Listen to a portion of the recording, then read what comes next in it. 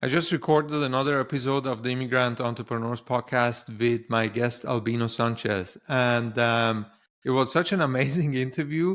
And it was one of those that the longer it went, the better it became.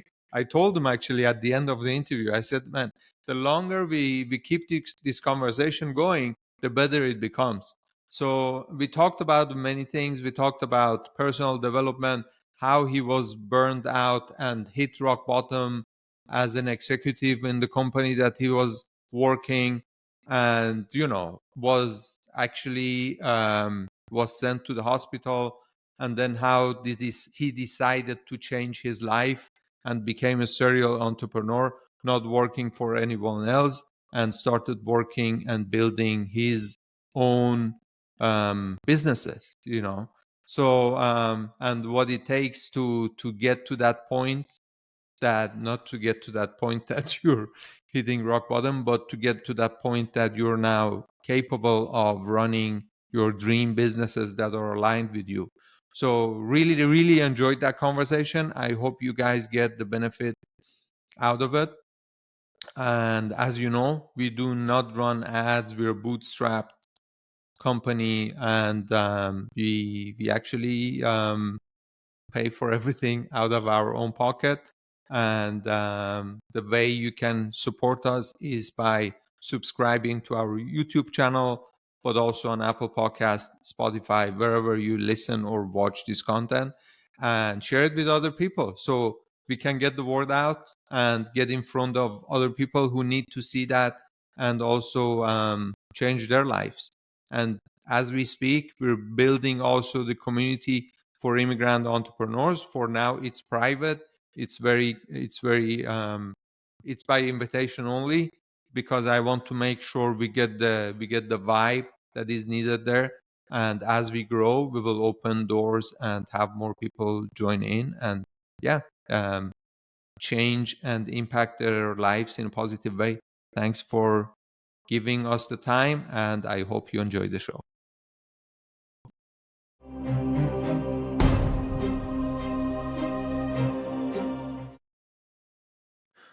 Welcome to the Immigrant Entrepreneurs Show, where our mission is to inspire, impact, and influence other immigrant entrepreneurs' life, and inspire them to follow their dreams and create the future they desire and want.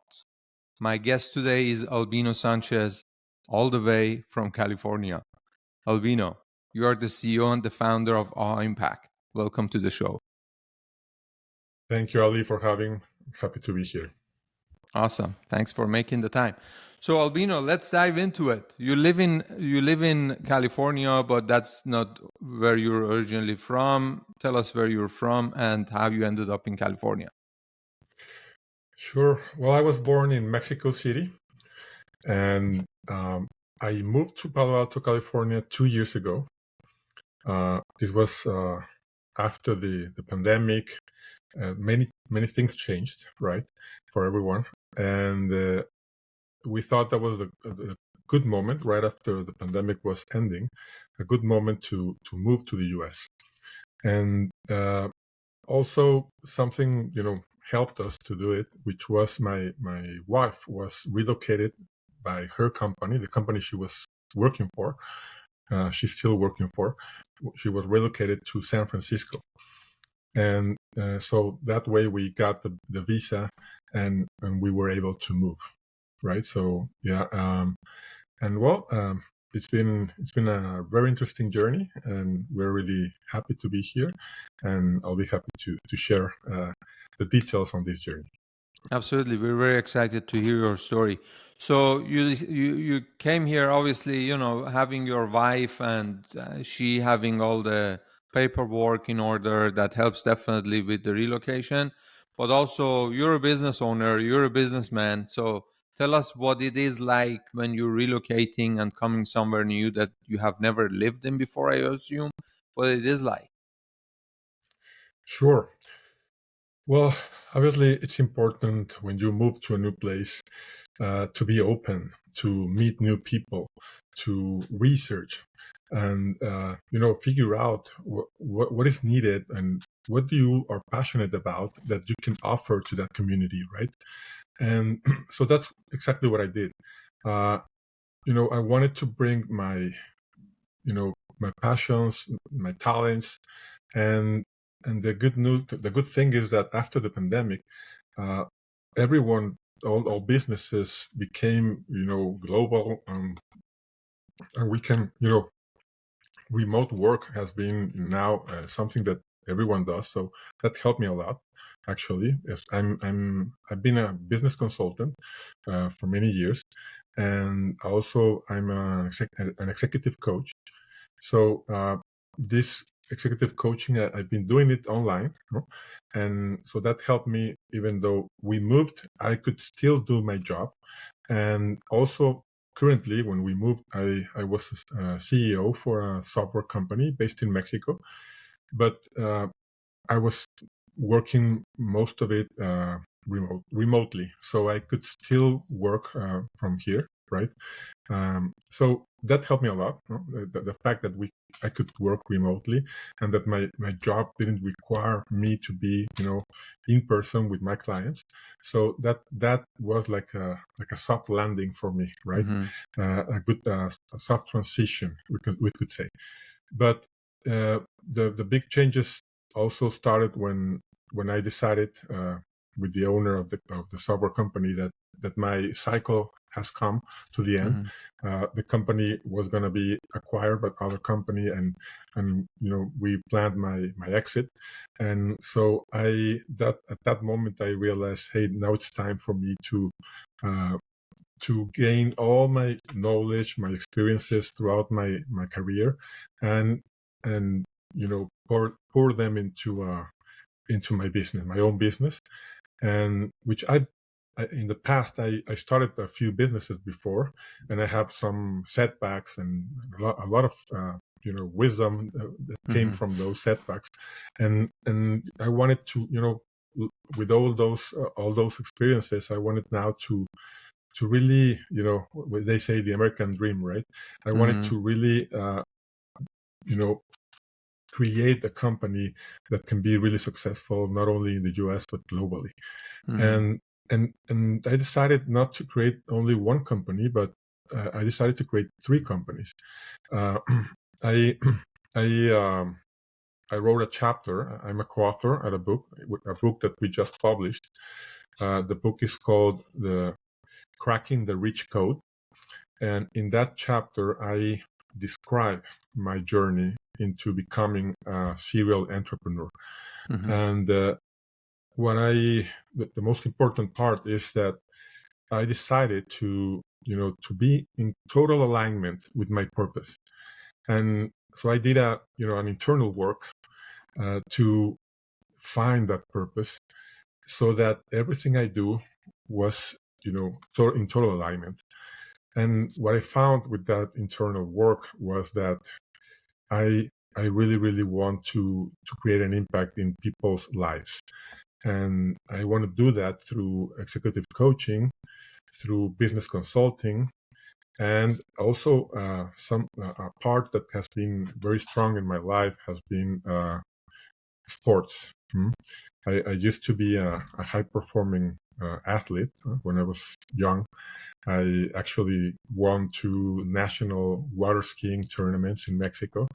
Wow. And Congrats. yeah, and then I became a very good paddle player. Paddle is a sport very popular in Mexico and other countries that it's starting to enter to the US. Paddle is a racket sport. It's a combination of squash and tennis. And actually, that's one of my businesses. And my business is to bring that new sport to the US. Okay, that's what I'm doing there. So that's totally connected with my passion, with sports, with my talents, and so I'm really excited to work on that. And I've been working on that for a year now. And another business is my executive coaching and consulting business, where I want to transform organizations into a new model, a new management model. The traditional management model is, the command and control model, where we can see the org chart as a pyramid or a triangle, Mm-hmm. where the the idea behind that is that the ones at the top are the people that are in authority, the people that are allowed to think and to give orders, right? And the ones that are at the bottom of the pyramid are the ones that need to follow those orders, and they The are not so soldiers. much. They're the soldiers, right? They are not Right. allowed to think, to be creative, to be innovative, and that's the way most of the companies are still working, right? Mm-hmm. And I want to make a big change with that. And so I've been partnering with experts that have created new frameworks, and we're turning those companies into a new way of managing that's more um, it's more aligned with the human spirit, with the human potential. This new model is no longer a pyramid. It is creating cells, small groups of people, Mm-hmm. small teams that are integrated by people from different backgrounds, and that they can have empowerment. They have resources. They can make decisions. They can innovate. They even have they are a business unit, actually. Mm-hmm. Each one of these cells, and they are not steered by the corporate office. They have autonomy. So Mm-hmm. this is amazing. There's some companies that have been doing this, and I want to replicate this. And so this is this is the business of coaching and consulting. And Mm-hmm. the third business is in education. Um, this also has to do with my history, with my life. Um, I At a young age, I was not sure what I wanted to do out of my life, right? And the only thing I knew that I wanted to be a business owner. That's the only thing I knew. And but the other thing I knew was I was very good in sports, but I couldn't see at a young age how could those two aspirations Mm-hmm. could turn into my life, right? So a lot of years passed by, and I'm almost turning 50 in a couple of years, and I'm starting my businesses right now. So I Mm-hmm. want to do something with education so that kids at a young age can discover their purpose and can also learn about business, and that they can take their future in their in their hands, and they can build their future from a very young age. And as I think schools don't give us that, actually. That's something that Mm-hmm. we discover throughout our careers, and Mm-hmm. throughout a lot of mistakes, and and that's the story of my life. And Mm-hmm. now I'm finally putting together all those experiences into three businesses that are in total alignment with my purpose. That's That's the amazing. story. I do have a few questions Sure. in the related to what you just described. Let's start with the first, in my opinion, the most important thing that you discovered for yourself. You said, I wanted to find out what is my purpose, and then I did it. How did you find out what your purpose is? Great question. It's a very internal process. It's not easy, and it's not so quick. This may take years, um, but now there's some techniques and there's some frameworks that can accelerate that. And so what I did is I enrolled in several courses online. I work with coaches. I've been always been I have a growth mindset. I don't know if you're familiar with the book Mindset, fixed mindset and growth mindset. Mm-hmm. Where they say Mm-hmm. fixed mindset is where you think that everything is already fixed and determined, and Mm-hmm. you're maybe a victim of the circumstances, right?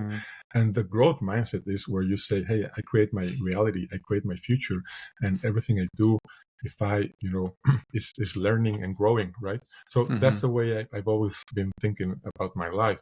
So I throughout my life, I've been reading a lot, working a lot in my, defining, having clarity, right, about where I'm going, and what I'm learning from my experiences, and I've been crafting this purpose throughout the years. Okay, and but I had like a revelation, like 3 years ago, where I was in a workshop online, and the and and the facilitator asked us some questions, and I had like a revelation, and I said, okay, there it is. I What I'm passionate about is sports education and transforming organizations, Mm-hmm. and I want to transform lives. I love doing it, because I've been doing it with my executive coaching, and wow, it was there's just like a click that happens, but you need to work on it. Mm-hmm. It's not like an hour process. It's like several months or years. And but I would encourage your listeners, that your audience, that start working on that. There's a framework called Ikigai. It's a Japanese methodology that Mm-hmm. helps you to define with 4 big questions. Um, what is it that you are good at? Make a list of all the things that you are really good at, right? Then make a list of what you can be paid for. What can you do that the labor market, the market can pay you for that, right? Then make a list of what's needed in the world. What the world needs. Okay, and once you do that, you make a list of what you can improve. And once you do that, you start like making cross references, right? Mm-hmm. Until you find that profession that Mm-hmm. really matches everything, and that's helpful. That would be one way of doing it, right? Mm-hmm. Ikigai. Yeah, for the audience, maybe for them to envision it or picture it, what it looks like. It's basically you're drawing circles, and the circles that overlap, you find yourself in the middle, and what is left in the middle is the thing or the things that you have to go after and double down on. So that's basically the concept of Ikigai. I'm familiar with it. I have done it, and I really love it. So, and I was also, when I was listening to you, Albino, I resonate with a lot of what you said, because for a couple of reasons, I've been through the same process myself. I have also found out my purpose doing this podcast, right? I never thought of myself being a podcaster, interviewing other people, getting myself in front of camera. And now that I'm doing it, number one, I really enjoy it. Number two, I really love learning. So every time I do it, there is something that I can learn. Number three, I give back a lot, because I do believe there is a huge audience out there that is profiting or is benefiting or will benefit in the future from what we share, from what our guests share. And for me, it's also something that I always like to improve myself. I have high standards for everything I do, and I love improving and getting better on the things that I do. So, as you said, is not the easy process, is not a super fast process, but in order to be willing to find out what's in there, you have to do the work. There is no shortcut. So thanks for sharing that. Okay, my next question, Albino. When you run 3 businesses, regardless of how much you're aligned with them, it takes a lot of work. It takes a lot of, in the beginning, also heavy lifting, that you're doing with the things that you do. Now, how do you do that? How do you run 3 businesses and without getting overwhelmed and burned out? Sure, I get that question a lot.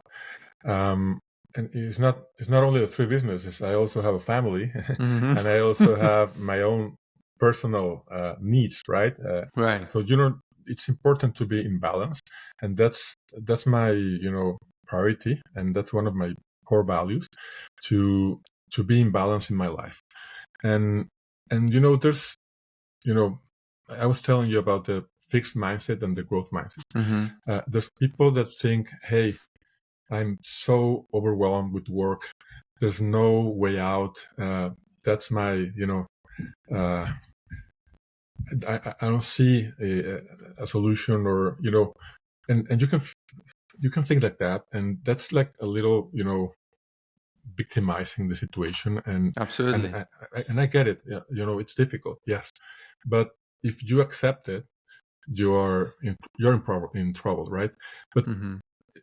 I prefer to go to the growth mindset, where first my core principle is I'm a balanced person. I have a balanced life, and I enjoy each one of my different roles in life, and um, when I'm in each one of those roles, I'm 100% there. I give my best in each one, and I keep shifting from one to another throughout the day, right? But what's very important is to have very clear priorities, right? To focus on the 80-20 Pareto rule, right? So if you focus on the 20% that will give you 80% return, then you don't need to spend all day on that, right? And if you leverage resources, like for example, I partner a lot with experts, and if I'm not an expert in something, I research, I reach out to experts, I establish new relationships, and I give them some parts of my business that they are very good at, and maybe I share some revenue, okay, but I don't try to invent things. They are already invented, right? And I try to concentrate on the value I really bring to the table, right? So that would be my advice, and that's something I do in my life. And something that's very, really important is that you are the most important person in your life, and you need to feed your quote unquote yourself first. And for example, something I do is I have a morning routine, which is a 2-hour morning routine where I read, I meditate, I journal, I read my goals, I read my purpose, and that gets me fired up and gives me clarity and gives me focus for my day. And I can do a lot of different things, but when I'm aligned with my purpose, that makes me just see what's needed. And because when you don't have clarity, you just fill up with so many activities, and you're not sure if those activities are really going to have a return investment, and you don't feel like fulfilled, etc., right? So it's important that you first do that internal work that I was telling you, so that you can have total clarity, and you can really do the 20% of the things that will give you 80% results, so that you don't need to spend that much time on each thing, and you can enjoy your life in a more balanced way. That is so true. And one thing that I believe people, or a lot of people, get wrong, because also there is so much misinformation in the internet, on the internet. So I have had guests on the show who have built multi 9-figure companies and exited successfully without having a morning routine, without going to the gym, without doing cold plunges and all these things. And I've had other successful entrepreneurs who have this morning routine. Some of them, as you're saying, 2 hours, some of them 3 hours. I'm someone that likes morning routines, and I'm really sticking to my morning routines. I don't believe there is right or wrong, or you have to do the one in order to be successful at the other. No, it's just what is right for you, right? What is right for you, what makes you feel good. If it's getting up, no breakfast, no coffee, straight to the office and start working, then that's what's working for you. Totally. I really find it annoying when you have all these gurus that show up on social media, and they try to make one to believe that, oh, you have to do this morning, or if you don't do cold plunge, if you don't do this. I do cold plunge. I don't do them every day, I don't do them every week, but I really enjoy and get the benefits. But hey, if you don't do that, that doesn't mean you're not going to be successful. You still can be successful without doing any of this. Yeah, totally agree. I haven't been doing the morning routine all my life, right? And I do it for maybe for a month, and then I stop doing it. I come and go, right? It's not something that is totally part of my habits. But what it is that throughout the day I need to have some ways to liberate stress, some ways to get back on balance, right? And the way I do it is to spend quality time with my family, for example, to exercise. No? So, for example, when I'm overwhelmed, you know, I go and go for a run, maybe, something like that. And also I love learning. So that's something that also recharges my energy. So I just go hop on YouTube and learn something or read a book. And that's not necessarily a morning routine. I do it whenever I need it throughout the day. So as you were saying, each one of us need to find our ways to be centered, to feel charge the energy, right, and be aligned to our to our center, to our balance, so that we are at high peak performance. Yeah, Absolutely. And what works for you might not work for me or anyone else. totally, So totally.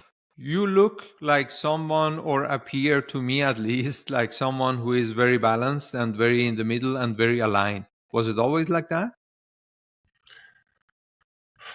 Well, no, it wasn't. I remember. Actually, let me share an anecdote, a story. I used to work for a very large company, passenger transportation company, a bus company in Mexico, one of the largest ones. I created the strategic planning department for them, and I had 20 people in my team, and I was in charge of the annual strategic planning retreats, with 40 executives. This is a company with 12,000 employees, and so we were there at the offsite, 2 days offsite. I was in charge of everything, and I was really, really stressed because the previous 3 weeks I've been preparing nonstop, skipping meals, sleeping 3 hours a night, 4 hours. So by the time I was there in the retreat, I was really, really stressed, and the first day went okay. Everything was going as planned, but you know what? At that night, when I was preparing for the next day, suddenly I started feeling dizzy, feeling weak. So they had to take me to the hospital, and I couldn't go the next day. I had to ask someone from my team to take over, and the doctor said that my body was preparing for a heart attack. Oh, wow. And yeah, and so they found cardiac enzymes in my blood. So that was a calling for me. When I talked about this with my wife, so we took a couple of days off, and we talked a lot about this, and I realized that what's life about, right? Are we working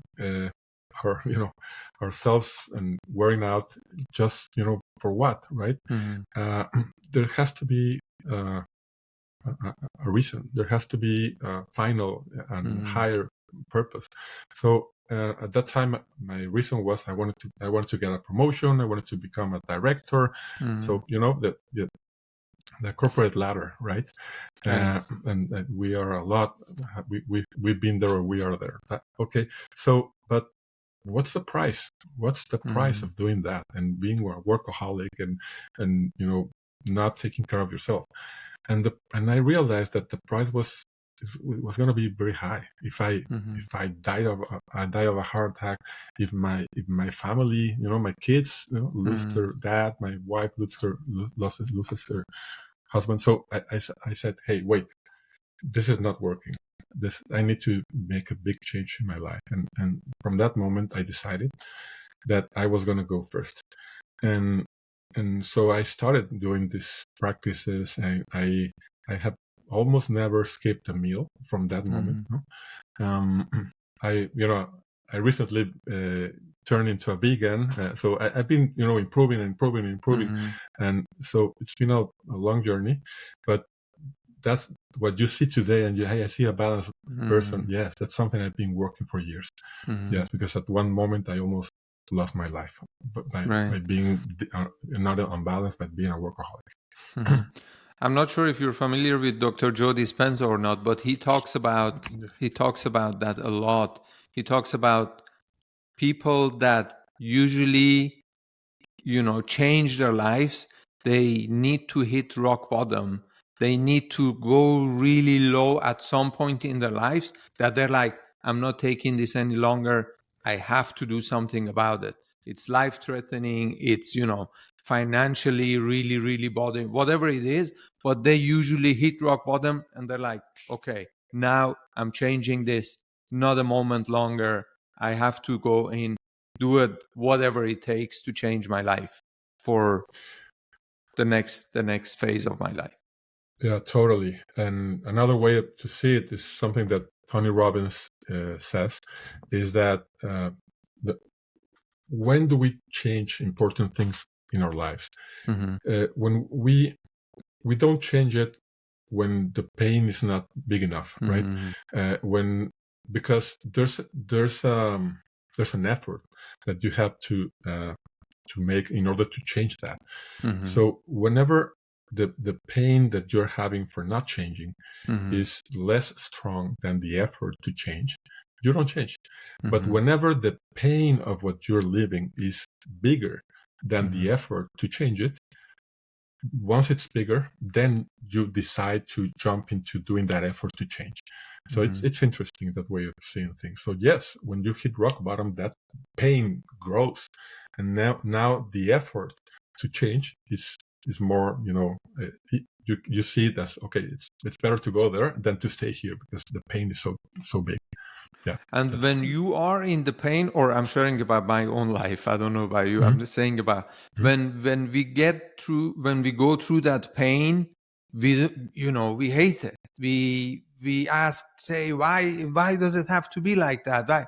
But then looking back, we see, okay, in order to be where we are, and in order to get where we are, we had to go through that phase. We had to go through that darkness, or whatever we want to call it. We had to experience that in order to pull ourselves out of that situation. Totally. Yeah, and I, I totally agree that we need, that's something. Pain can be helpful for us, right? That's something in my business consulting experience. Whenever executives, when we were building a dashboard, okay, Mm-hmm. and whenever they had to, we were in a meeting and they had to present the results, and there were some red lights, right, Mm-hmm. in those indicators. They were afraid to present the red lights, and they were struggling, and they wanted to turn them into green, because hey, wait a moment. What I told them is, hey, those red lights are not their enemies. Those red lights are telling you that there's something that you need to change in the company, right? Mm-hmm. So it's good that we have red lights, and that we can open a conversation as a team to see how we all together are going to change the red lights into yellow ones, or green ones. So Mm-hmm. this is in a business environment, and we've been talking about the personal life, but in the business is the same, right? You need to measure, huh? You need to have visibility on how those measures are doing, and whenever you have red lights, that's good. That's good, because they are giving you feedback, and now you can do something about it. Huh?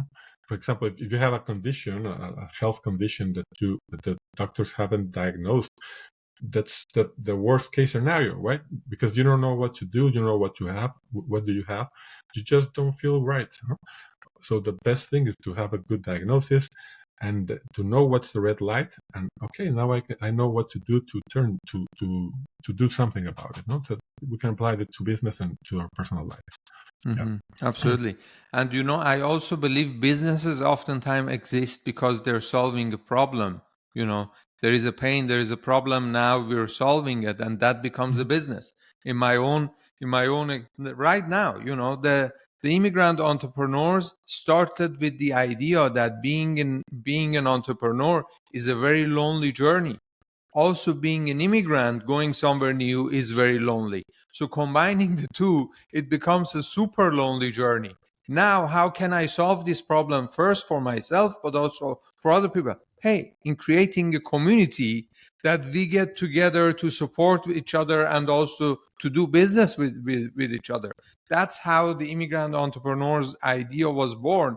And that's basically the starting point why we talk on this podcast. We have an influence and impact on the other immigrant entrepreneurs' life. So I do believe that starting a business oftentimes is a solution to a problem that exists out there. Totally. And yeah. Yeah, go And ahead. to Sorry. that, in order to add to that idea of being in a lonely journey as an entrepreneur and as an immigrant, I would like to share what I did. When I moved to the U.S., what I started doing is, I started reaching out to people. How did I do it?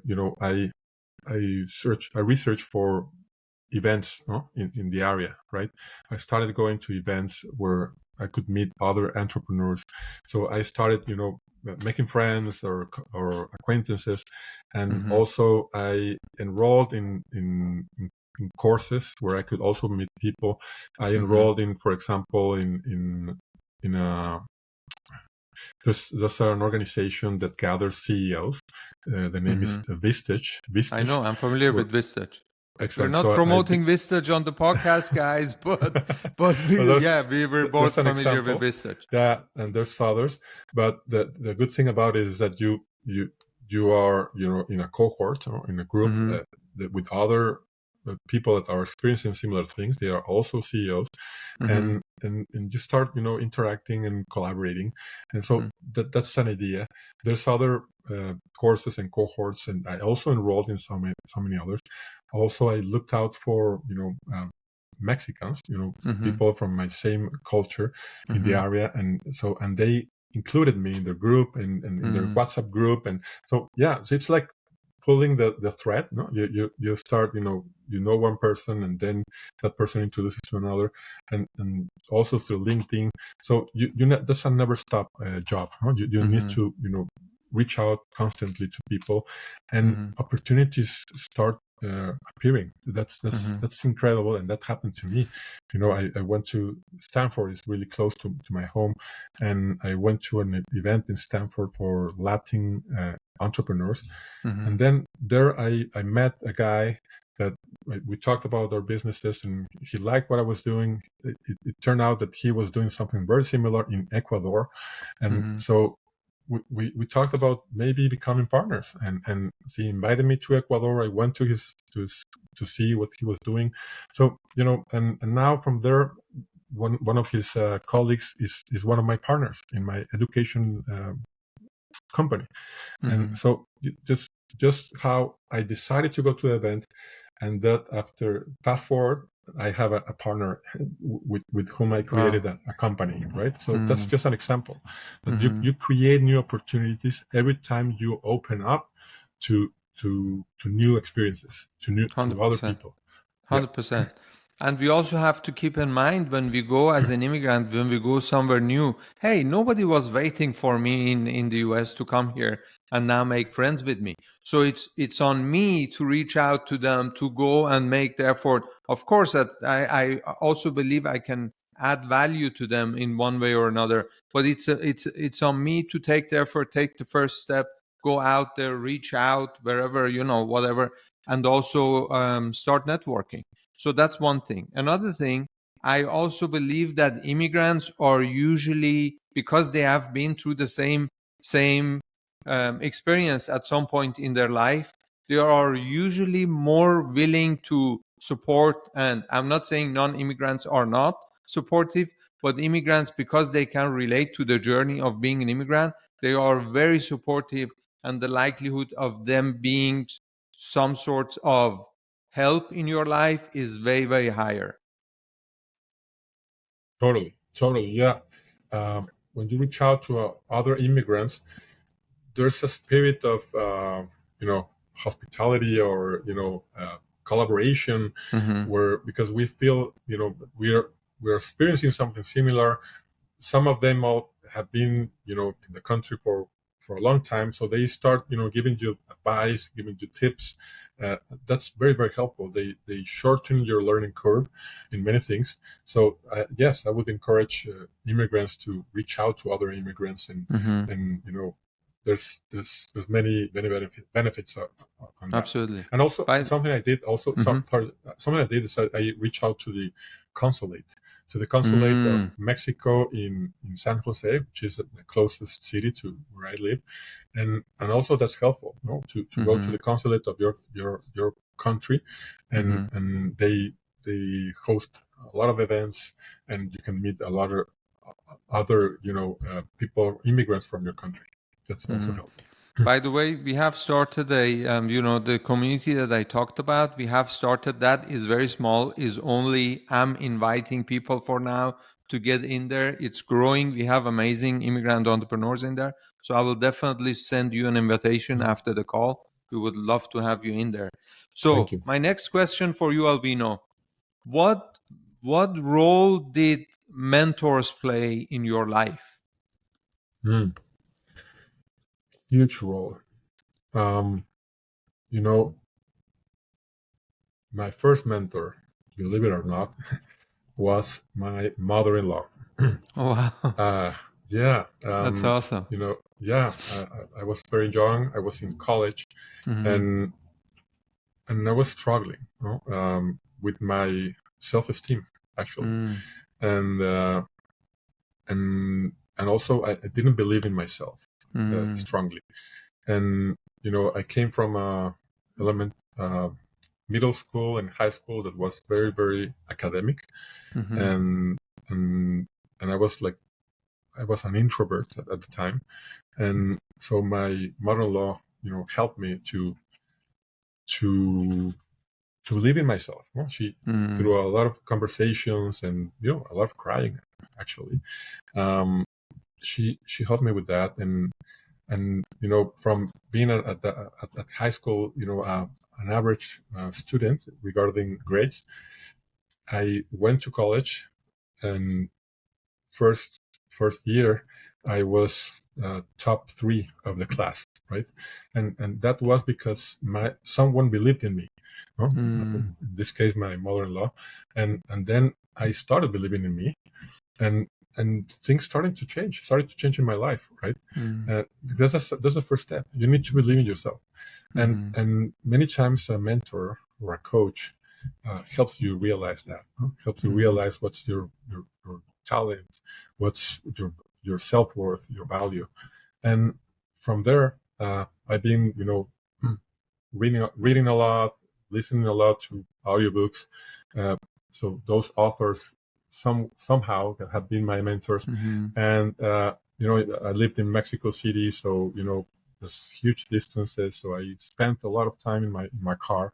So I listened to many audiobooks, and later on, when I could afford it, I started hiring coaches, right? And so I've been having coaches for at least the last 10 years.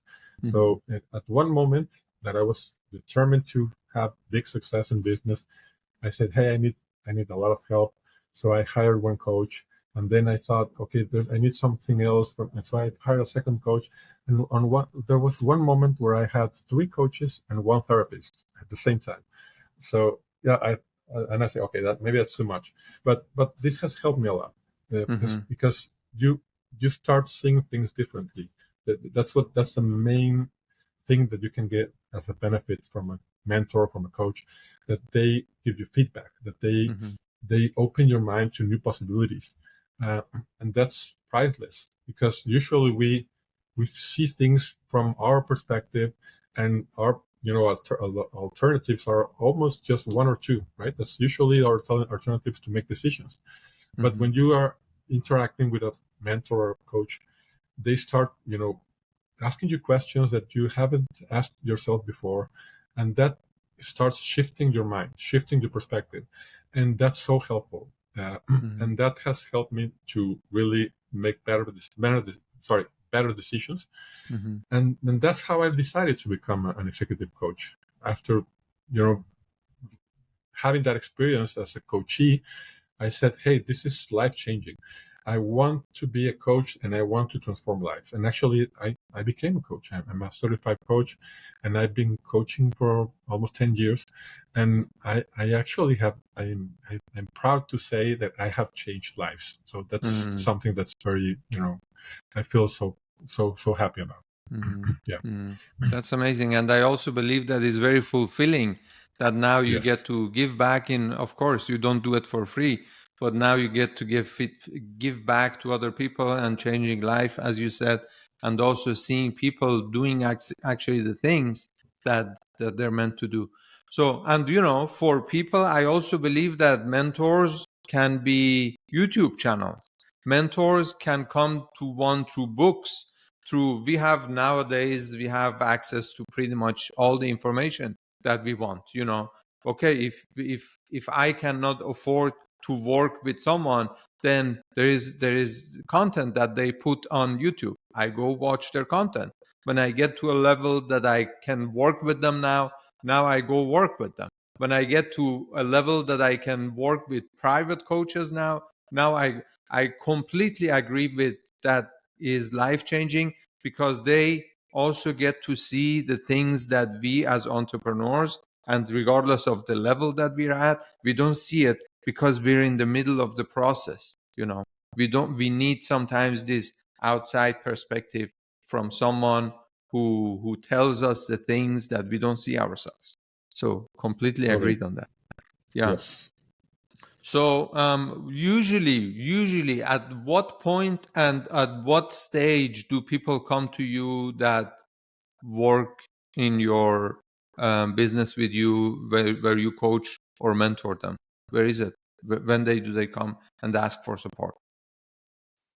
Yes, I serve companies, and I also serve individuals. So individuals that reach out to me are, for example, managers that want to grow in their career, that they want a promotion, or they want to improve their leadership skills, maybe. And so those are typically the type of clients I have there.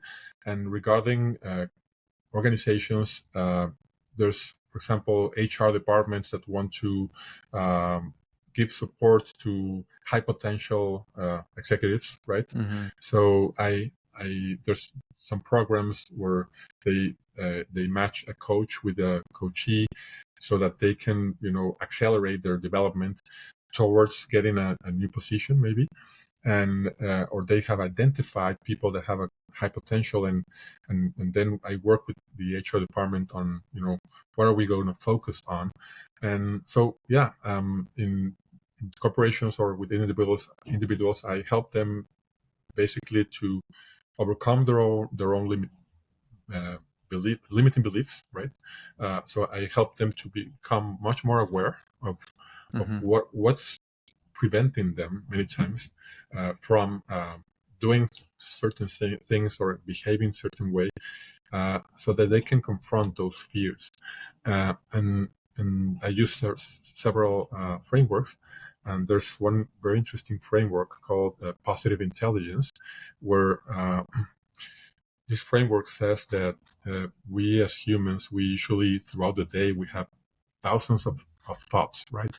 And if we could measure what percentage of those thoughts are positive and what percentage are negative, we would be surprised, because many people, a big percent of those thoughts are negative.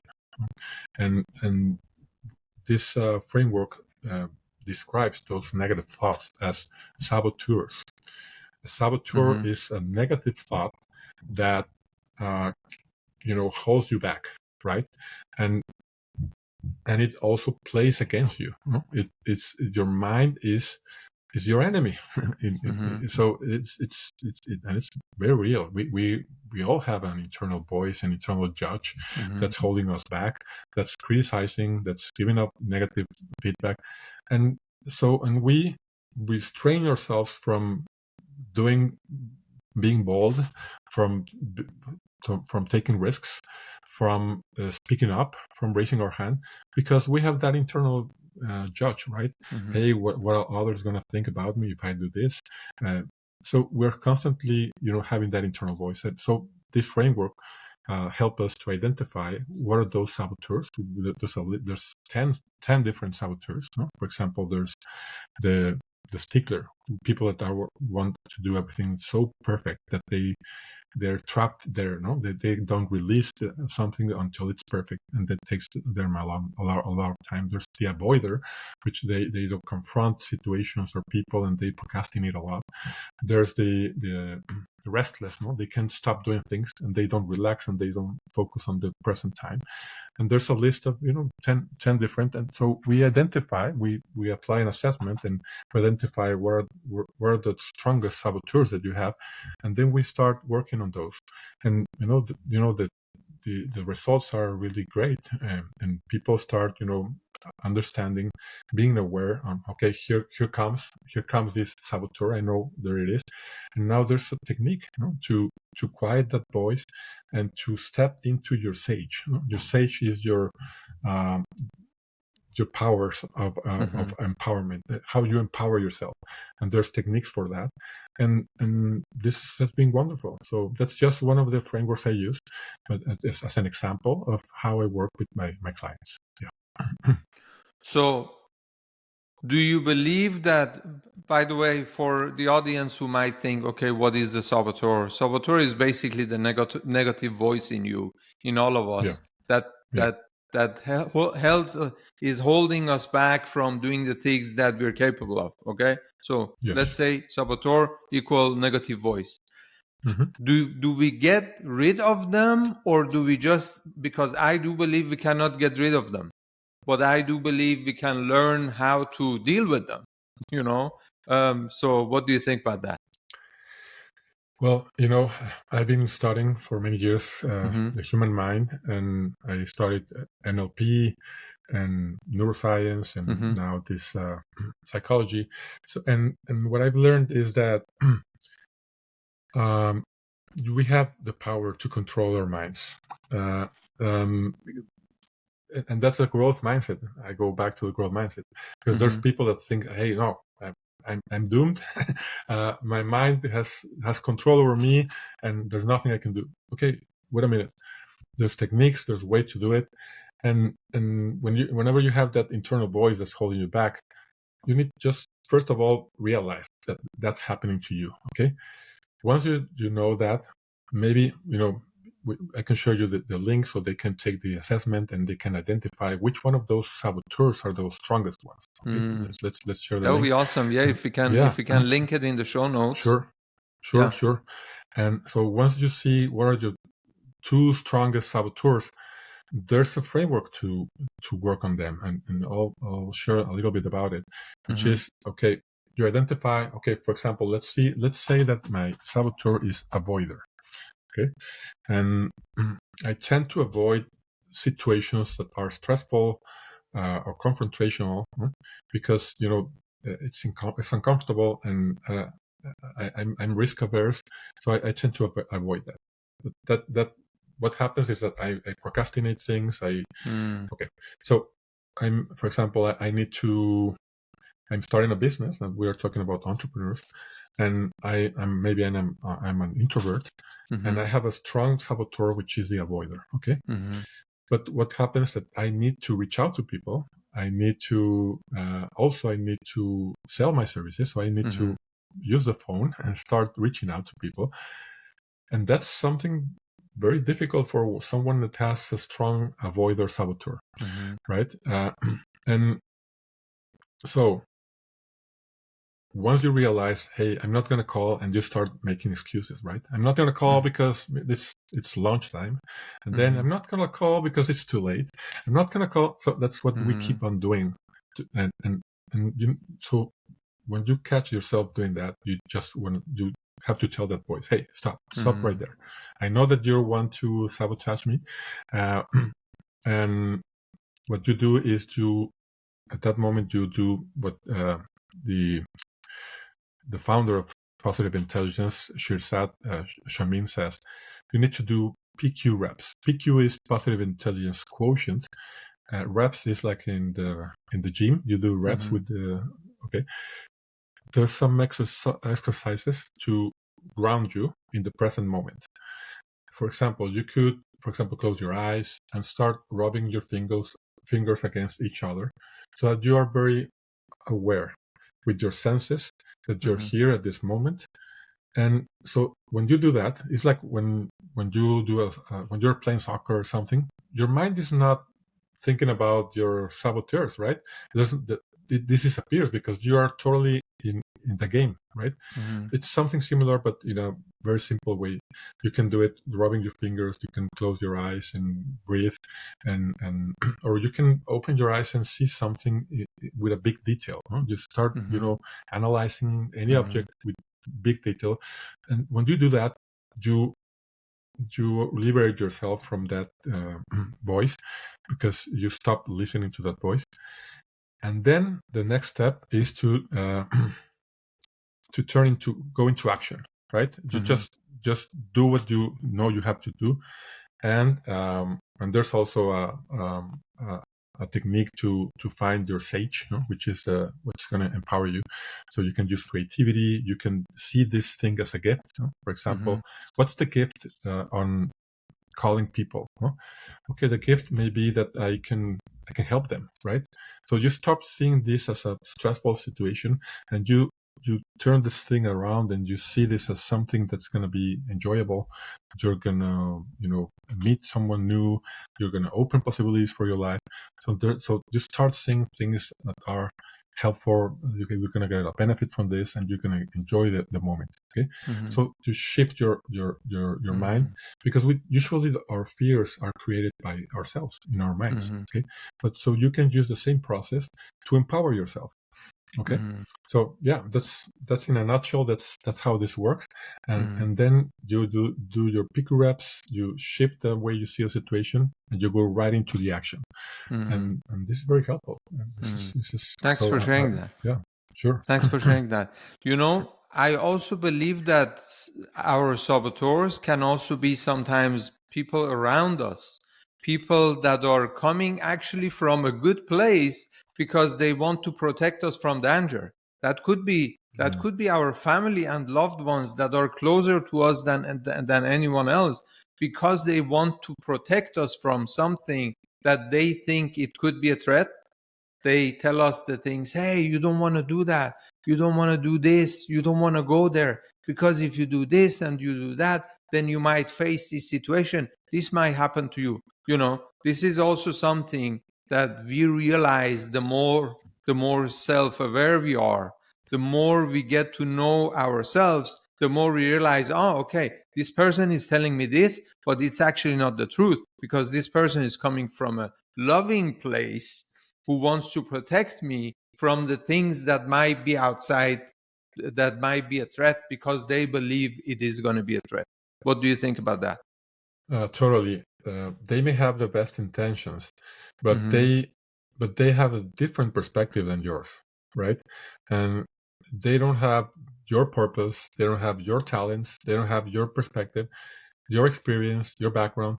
So, okay, they may give you advice. They may be close to you, and they may, this advice comes from the love they have to you. But you know what? They are not experiencing what you're experiencing, and you need to start, believing in that gut feeling, right? In that self worth and that purpose that you have worked on, hopefully, and follow your calling. Because the big successes come from being bold and doing things differently, and at the moment, many people would obviously told those successful people at that moment, hey, you're crazy, don't do that, and they love them, right? But if they have heard them, they wouldn't be where they are, right? So you need to hear your internal sage, the positive voice, your purpose, and go all in. And yes, you can listen to those voices, but you just take them into consideration. But the last decision and the last voice the first voice you need to listen is your internal voice. So that and don't, because if you always play it safe and you always go with where the wind blows, right, you won't get anywhere, right? absolutely. That I've been there also. I've been playing safe for many years until I said, hey, you know what? I'll start 3 businesses in another country, and I need to fulfill my purpose, and this is the way I feel like doing it. It feels right, and I'll go all in, and this is my style, this is my way. And many people say, hey, how can you do so many things at the same time? You're gonna get crazy. You know what? No, I'm in balance. I'm happy with my life, and I'll make this happen. Yeah. That's amazing. Albino, this is a conversation that the longer it goes, I feel the better it gets. And I could go for so much longer, but I also want to respect your time, and I am respecting your time. So it's been a pleasure talking to you, man. Thank you so much for Likewise. coming on the show. I really enjoyed this conversation. And so tell us where people can find you. We will definitely link you up in the show notes. But just give our audience an idea where they can find and connect with you. Sure. The best way is through LinkedIn. This is LinkedIn/IN/Albino Sanchez. Albino is ALBINO. So look out for me in LinkedIn, Albino Sanchez, and there in my LinkedIn there's links to all of my businesses. There's links to we're going to put the link to the assessment in your podcast, and there you can also have the link for my website. My website is www.ahaimpact.com. AHA is AHA impact.com. And the reason I named it AHA Impact is because in everything I do in my businesses, I want to create this new perspective, this aha moment, and then create an impact in the lives of my customers, of my clients. That's why. All right. Thank you so much. I do believe and I hope that our audience gets an aha moment, maybe more than one aha moment from this episode. So once again, thank you for coming on the show. I really enjoyed, and I do hope that our conversation was a benefit to our audience. Once again, thanks for coming on. Thank you so much for inviting me. It was fun as well, and I see you soon again. Thank you so much. Thank you.